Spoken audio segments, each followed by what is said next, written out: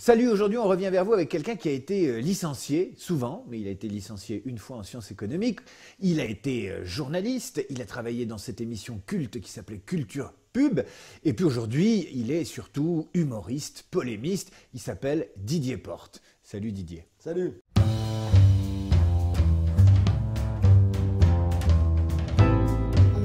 On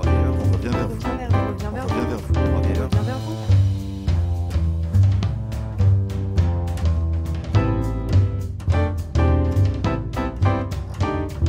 Pourquoi Sciences Éco? Pourquoi sciences économiques? À l'époque, étant un lycéen marxiste, pour critiquer le système, il fallait comprendre le système et il fallait comprendre l'infrastructure, l'économie. Et donc voilà, j'ai fait Sciences Éco pour me cultiver, pour apprendre à critiquer le système. Tu te souviens de ton premier entretien ou ta première expérience professionnelle, oui, voilà, au sortir de l'école, quoi? Bah, ça a démarré, c'est-à-dire que j'ai commencé comme journaliste à la Dépêche du Midi, mais en fait, j'avais envoyé une lettre de candidature comme ça spontanée à 70 ou 80 journaux, et puis la Dépêche du Midi m'a répondu, ils m'ont proposé, mais j'ai pas eu à me bagarrer, c'est-à-dire que je suis arrivé, ils avaient lu mon truc, ils m'ont envoyé tout de suite sur une rédac locale. Je faisais des canulars déjà, j'aimais bien déconner, donc j'ai même fait des fausses interviews avec photos. Dans la Dépêche du Midi. La Dépêche du Midi. C'est pas bien. J'adorais ça, je faisais des conneries. Ils se sont rendus compte que j'étais un fou furieux. Et ils m'ont viré au bout d'un an. Et là, je suis arrivé à Paris et j'ai commencé à faire des stages un peu à gauche, à droite. J'en ai fait un à Libé notamment. Et c'était terrible parce c'était en 84. C'était encore gauchiste, Libé à l'époque. Et bon, c'est un journal mythique pour moi, bien sûr. J'arrivais dans le sein des saints. Et ils m'ont collé dans un coin, personne ne m'a parlé pendant 15 jours, j'étais vraiment une sous-merde absolue. Les gauchistes t'ont maltraité. À Libé, c'était terrible, quoi. Là, vraiment, je me suis senti une merde. Ouais. Qu'est-ce que tu... Alors, bon, t'as fait carrière derrière, etc. Mais t'as fait quand même 9 ans à Culture Pub, qui est une partie de ta carrière professionnelle qu'on connaît mal. Qu'est-ce que t'as appris du secteur de la publicité pendant ces années à Culture Pub? Bah, c'était du décryptage qu'on faisait. Alors, on était, bien sûr, Blachat, c'était un publiphile. Il faisait de la propagande pour sa boutique, pour la maison. Il aimait ça. Mais c'était un type de droite très libéral, hein, on connaît, mais très libéral aussi avec sa rédaction. Et c'est vrai qu'il y avait quelques gauchistes, plutôt une majorité d'ailleurs, de gauchistes assez publiphobes dans l'équipe et qui avaient envie d'en découdre un peu avec ce monde-là. Moi, en l'occurrence, bien sûr, au premier chef, et il nous laissait une liberté totale. C'est vrai qu'il défendait ses journalistes par rapport à la hiérarchie, parce qu'M6, dès qu'on attaquait les annonceurs, ça rigolait plus, et il était impérial. C'est un des meilleurs patrons que j'ai eu, Blachas. Moi, je suis plutôt pour les patrons de droite. Hein. Est-ce qu'il y a un problème avec les patrons de gauche que tu aurais pu avoir, qui est la question d'avoir à la fois la mystique, hein, la noblesse des idées, et puis derrière la problématique des comportements réels? Est-ce qu'il vaut mieux avoir affaire à des patrons de droite revendiqués qui sont des salauds et qui ne sont pas dans le double discours? Bien sûr, ils ont un côté fauderche, les patrons de gauche, comme ça, ils font les trucs plus en dessous, bien sûr, ils sont moins moi je préfère un patron frontal avec qui j'ai des relations. Moi j'ai jamais tutoyé un de mes patrons, par exemple, c'était vraiment et voilà, pour moi c'était des rapports de classe qu'il y avait entre les patrons. C'est vrai que je préfère un patron de droite qu'un patron de gauche. Qu'est-ce que tu attends d'un chef? Qu'il soit qu'il disparaisse.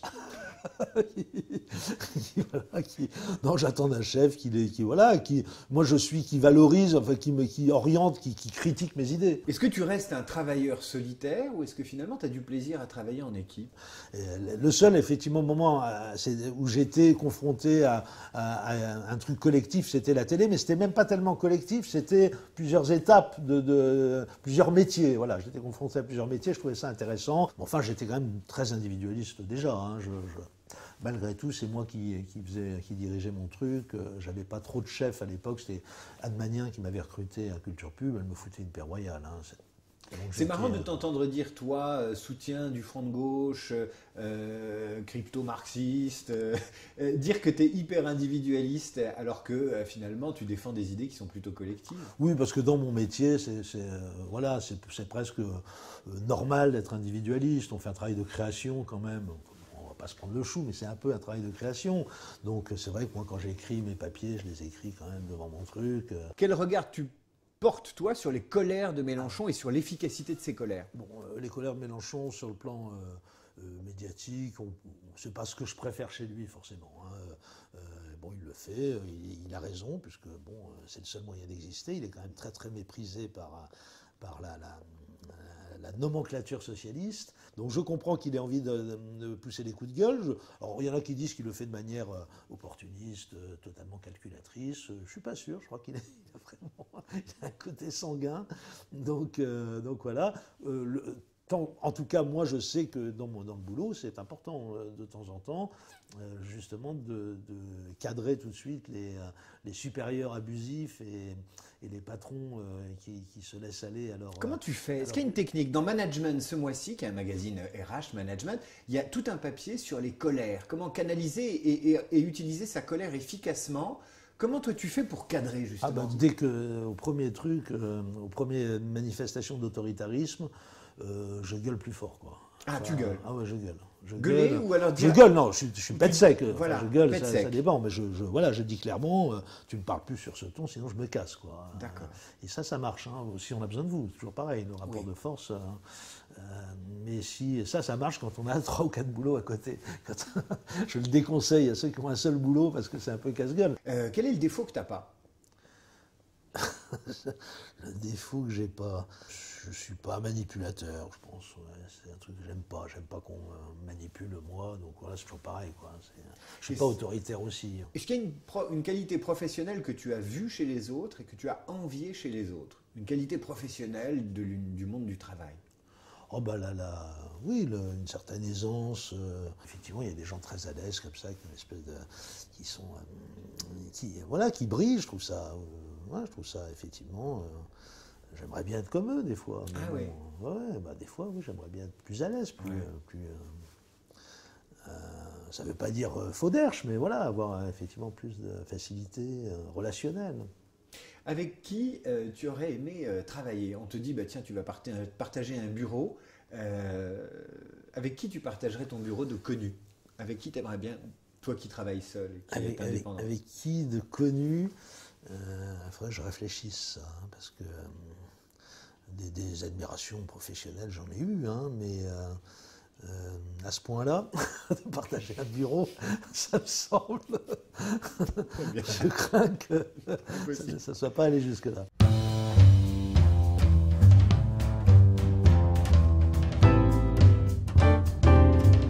Tu as refusé de tourner dans une pub pour Peugeot. Tu t'en es expliqué dans Le Monde. Est-ce que tu t'interdis toute collaboration avec le monde du travail? Non. Là, ça me semblait d'abord absolument sidérant, la somme qui est proposée. Je trouvais quand même, il y a des limites, faut pas déconner. 350 000 euros et encore. En plein conflit social. Donc c'est hallucinant pour faire quelques voix, pour travailler une vingtaine d'heures, je sais plus, j'avais calculé. Enfin bon, c'était déjà ça.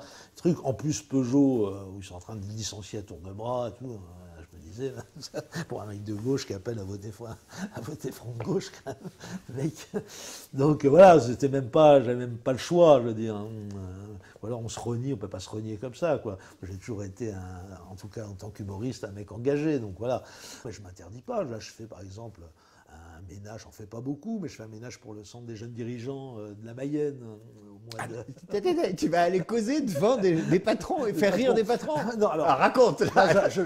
J'organise le débat. D'accord. En écrivant, ils font un truc, c'est très drôle, parce qu'ils font un truc sur le bonheur en entreprise et tout ça. Donc je vais faire une causerie sur le bonheur qui me semble pour le coup d'une fauculterie, d'un fauculisme, le bonheur en entreprise. Mais non, mais les types sont plutôt sympas, c'est des patrons, vous savez, des patrons un peu cathos de gauche, quoi. Ouais. C'est pas les horribles affreux du MEDEF. Hein, ouais. Tu choisis tes patrons. C'est pas un ménage pour moi, parce que je suis plus journaliste, hein, donc j'ai le droit. Ouais. Mais bon, de temps en temps, j'ai dû en faire 2 ou 3 dans ma vie. Hein.